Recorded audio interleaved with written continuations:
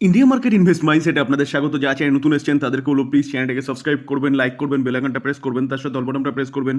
নোটিফিকেশনটা কিন্তু সঙ্গে সঙ্গে আপনাদের কাছে গিয়ে পৌঁছাবে। স্যার, এই ভিডিওতে কিন্তু আমরা অনেকগুলো ব্রেকিং নিউজ নিয়ে আলোচনা করতে চলেছি, যেখানে একটা ভালো নিউজ এবং বাদবাকি যেগুলো নিয়ে আলোচনা করবো সেগুলো কিন্তু খারাপ নিউজ বা নেগেটিভ নিউজ বলতে পারেন। কোন সেক্টরের জন্য? রেলওয়ে সেক্টরের জন্য। তো চলুন অ্যাট ফার্স্ট ভালো নিউজটা দেখে নিই, তারপর নেগেটিভ নিউজটা নিয়ে আলোচনা করব। অবশ্য আপনারা বুঝে গেছেন থাম্বেল দেখে। Sir, RBNL rail Vikas Nigam আজকের দিনে দেখলে দেখাবে কোম্পানিটা কিন্তু ফ্ল্যাট মিনস 0.40% একটা আপসাইড মুভমেন্ট দেখিয়েছে। তো এই কোম্পানিটাকে নিয়ে কিন্তু ভালো ভালো নিউজ পাওয়া যাচ্ছে, যেখানে আমরা দেখেছিলাম যে কিছুদিন আগে কোম্পানিটা ইসরায়েলের একটা কোম্পানির সাথে যৌথ কোলাবোরেশনে কী করছে, ইসরায়েলের ইনফ্রাস্ট্রাকচার, সে রেল বলুন আর সড়ক পরিবহন বলুন, টানেল বলুন, ব্রিজ বলুন, সেগুলো করছে। কিছুদিন আগে আমরা কাজাকিস্তানে দেখেছিলাম কোম্পানিটা কিন্তু মৌ স্বাক্ষর করেছে, এবং নেপালেও দেখেছিলাম থাবা বসিয়েছে এই কোম্পানিটা। তার সাথে সাথে কিন্তু আরেকটা ভালো নিউজ পাওয়া যাচ্ছে। স্যার, নিউজটা আজকেরই নিউজ এবং অফিসিয়ালি নিউজ, যেখানে আজকে মার্কেট ক্লোজ হয়ে যাওয়ার পরে কিন্তু নিউজটা পাওয়া গেছে। দেখুন, 21/8/2024 কটার সময় এসছে? 15টা 54, মানে 3টে 54। তো স্যার চলুন নিউজটা কি সেটা একটু দেখে নিই। দেখুন স্যার, এই যে এই আর্টিকেলটা দেখলে, মানে পিডিএফটা আমি ডাউনলোড করে নিয়েছি, সেখানে দেখলে দেখা যাবে, দেখুন যে রেল বিকাশ নিগম মানে আরবিএনএল সাইন করেছে কি এমওইউ, কার সাথে? ধায়া মাজু ইনফ্রাস্ট্রাকচার। তো এই যে ধায়া মাজু ইনফ্রাস্ট্রাকচার, এটা কোথায়? এটা হচ্ছে মালয়েশিয়ার কোম্পানি, ঠিক আছে?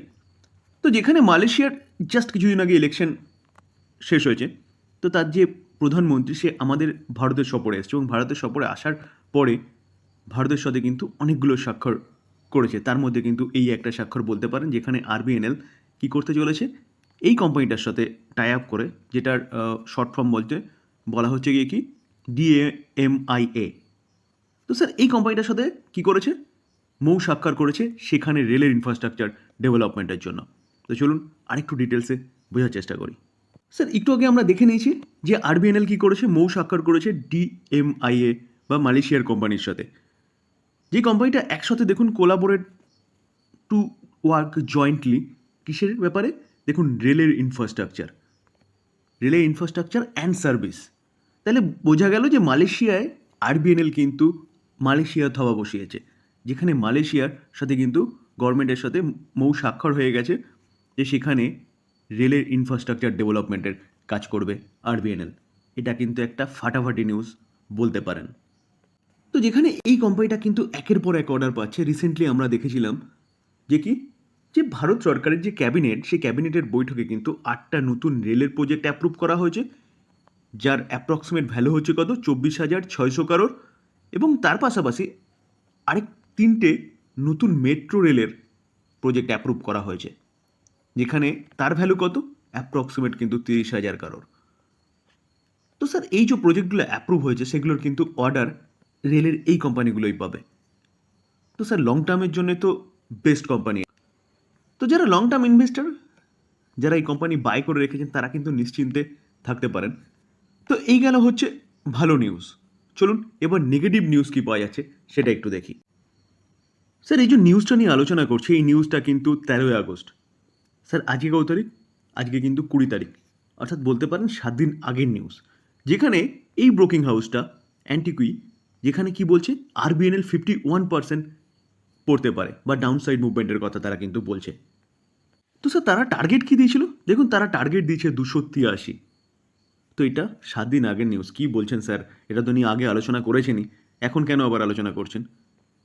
স্যার, আলোচনাটা এই জন্যই করলাম, কারণ এটা মনে করিয়ে দেওয়ার জন্য যে 7 দিন আগে কিন্তু আমরা এটা একটা ব্রোকিং হাউস এই কথা বলেছিল। তো স্যার, এটা কিন্তু আজকের নিউজ, যেখানে RBNL, IRCON international, IRCTC, red tail এবং রিটস, এই 5টা কোম্পানিকে কি বলছে? ব্রোকিং হাউসরা বলছে 51% ডাউনসাইড মুভমেন্ট দেখাতে পারে। ভাবতে পারছেন? এটা কিন্তু আলাদা আরেকটা ব্রোকিং হাউস, যেখানে সবকটা কোম্পানিকে ডাউনসাইড করছে, কিন্তু আরবিএনএলকে সেই 51%ই ডাউনসাইড মুভমেন্টের কথা বলছে। তো চলুন আরেকটু ডিটেলস একটু বোঝার চেষ্টা করি। যেখানে স্যার রেটেলকে নিয়ে আইসিআইসিআই সিকিউরিটিস কি বলছে? তারা ডাউনসাইড মুভমেন্টের কথা বলছে এবং সের ট্যাগ দিচ্ছে, এবং টার্গেট দিচ্ছে কত? টার্গেট কিন্তু 315। তো স্যার, এখন রেলটেল কততে চলছে? স্যার রেলটেলকে দেখলে দেখা যাবে, দেখুন কত চলছে 469-এ। তো স্যার কারেন্ট মার্কেট প্রাইস থেকে কিন্তু অনেকটা ডাউনসাইড মুভমেন্টের কথা বলছে। কে বলছে? ICICI securities. তারপরে স্যার আইআরসিটিসি। স্যার আইআরসিটিসিকে নিয়ে কে বলছে? প্রভুদাস লীলাধর, আরেকটা broking house, domestic broking house. তারা কি বলছে? দেখুন তারাও এই কোম্পানিটার কিন্তু টার্গেটটাকে রিডিউস করেছে এবং টার্গেট কত দিচ্ছে? টার্গেট দিচ্ছে 822। স্যার আইআরসিটিসি চলছে কততে? 934-এ। তো সেই জায়গায় দাঁড়িয়ে স্যার কারেন্ট মার্কেট প্রাইস থেকে এই কোম্পানিটাকে কিন্তু অনেকটা ডাউনসাইড মুভমেন্টের কথা বলছে। কে বলছে? প্রভুদাস লীলাধর। স্যার ইনকন ইন্টারন্যাশনালকে নিয়ে কিন্তু একটা ভালো নিউজ পাওয়া যাচ্ছে, যেখানে বলছে এখানে বলছে কিন্তু আইডিবিআই ক্যাপিটাল। তারা কি বলছে দেখুন, তারা ইনকন ইন্টারন্যাশনালকে হোল্ড ট্যাগ দিয়েছে এবং টার্গেট দিচ্ছে কত? টার্গেট 272। তো স্যার ইনকন যেই জায়গায় রয়েছে তার থেকে অনলি পর 7-8 পয়েন্ট হয়তো ওপরের কথা বলছে। তো এটাকে কিন্তু সেল রেকমেন্ডেশন দেয়নি। স্যার এবার হচ্ছে আরবিএনএল, যেখানে আরবিএনএলের বলা হচ্ছে কি নেক্সট কোয়ার্টারগুলোতে খুব একটা ভালো পারফরমেন্স কিন্তু দেখা যাবে না। কারণ কি? কারণ সে অনুযায়ী কিন্তু অর্ডার এই কোম্পানিতে আসছে না, যেটা আগে এসছিল। তো অর্ডার বুক কন্টিনিউয়াসলি নিচে নামবে। তো নিচে নামার ফলে কোম্পানির প্রফিট এবং মার্জিন সব কিছু পড়বে। তো সেই জায়গায় দাঁড়িয়ে এই কোম্পানিকেও কিন্তু কত দেখুন 283 টার্গেট দিচ্ছে, 51% ডাউনসাইড মুভমেন্টের কথা বলছে। আর স্যার রিটসকে নিয়েও দেখলে দেখা যাবে, দেখুন কে দিচ্ছে? ইলেরা ব্রোকিং হাউস। তারা টার্গেট কি দিচ্ছে? তারা কিন্তু হোল্ডের টার্গেট দিচ্ছে এবং 660। কোম্পানিটা কততে চলছে? কোম্পানিটা চলছে কিন্তু 660-এই। তো সেই জায়গায় দাঁড়িয়ে স্যার তারা বলতে চাইছে যে 1 বছরই কোম্পানিটা কিন্তু কোনো মুভমেন্ট দেখাবে না, ঘুরে ফিরে সেই এই জায়গাটাই আসতে পারে। যেখানে স্যার বিভিন্ন ব্রোকিং হাউস কিন্তু এই রেলের কোম্পানিগুলোকে নিয়ে বিভিন্ন রকম একটা টার্গেটের কথা বলছে। তো স্যার এই জায়গায় দাঁড়িয়ে এবার আপনি কি করবেন? দেখুন স্যার, আমি সবসময় বলি না যে ব্রোকিং হাউস কি বলছে, আশেপাশের লোক কি বলছে ভুলে যান, একদম কানই দেবেন না। কারণ কি? কারণ ম্যানেজমেন্ট কি বলছে, গভর্নমেন্ট কি বলছে, যেহেতু এগুলো পিএসইউ কোম্পানি, তো সেখানে গভর্নমেন্টের ভূমিকা আছে এবং কোম্পানিগুলো কীভাবে অর্ডার পাচ্ছে এবং কাজ করছে সেগুলো নিয়ে চিন্তা ভাবনা করুন। দেখুন স্যার, রিসেন্টলি কিন্তু আমরা দেখেছিলাম অনেকগুলো অর্ডার, যেটা একটু আগেও আমি আপনাদের সাথে আলোচনা করেছি, যে 8টা নতুন প্রজেক্ট ক্যাবিনেট অ্যাপ্রুভ করেছে রেলের।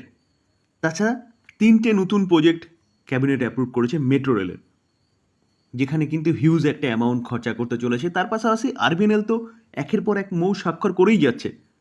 তো সেই জায়গায় দাঁড়িয়ে কী করে ব্রোকিং হাউস বলছে ঠিক বোধগম্য হচ্ছে না। তো স্যার আমি সবসময় বলি যে ব্রোকিং হাউসে অনেক কিছু বলে। কিছুদিন আগেও আমরা কিন্তু মাঝগাঁও ডক বলুন, গার্ডেন রিচ বলুন, সেটা নিয়েও দেখেছিলাম প্যানিক সৃষ্টি হয়েছিল মার্কেটে। তার পাশাপাশি টাটা পাওয়ারকে ডাউনগ্রেড করা হয়েছিল, ইরডাকে ডাউনগ্রেড করা হয়েছিল। কোম্পানিগুলো কি সেই জায়গায় গেছে? তো সেই জায়গায় দাঁড়িয়ে স্যার কোম্পানির বিজনেস দেখুন। হ্যাঁ, হয়তো সেরকমভাবে অর্ডার না আসলো, ওকে, তাই বলে কোম্পানি সোজা এখান থেকে 51% চলে যাবে নিচে, 283-তে চলে যাবে 563 থেকে?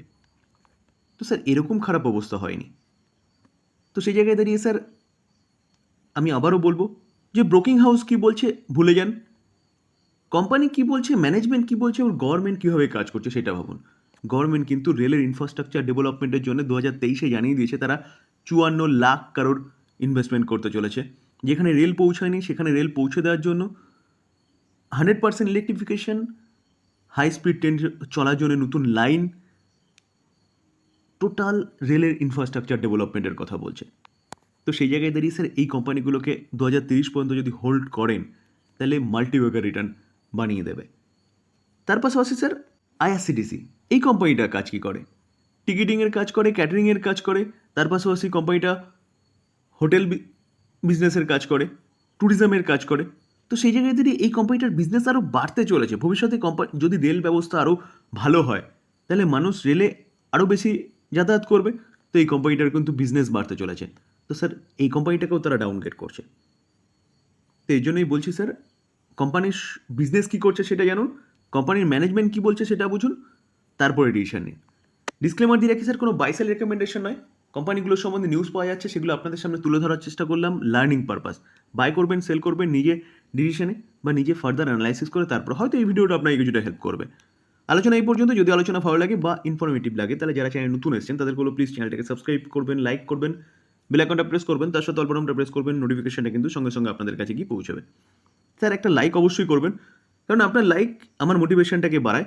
হয়তো আপনার তেমন কোনো এফোর্ট লাগে না, যদি ভালো লাগে স্যার, তাহলে এই কন্টেন্টটাকে কিন্তু ইউটিউবে প্রচুর মানুষের কাছে পৌঁছে দেবে। Thank you.